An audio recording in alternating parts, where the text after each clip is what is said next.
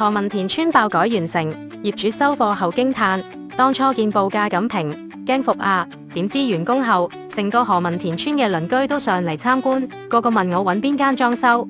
而家我成日要開門做導覽，煩到呢。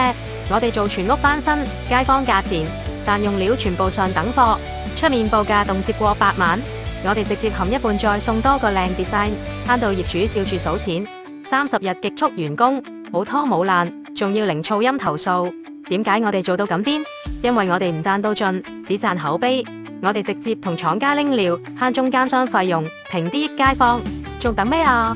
即刻 WhatsApp 我哋，免費上門度尺報價。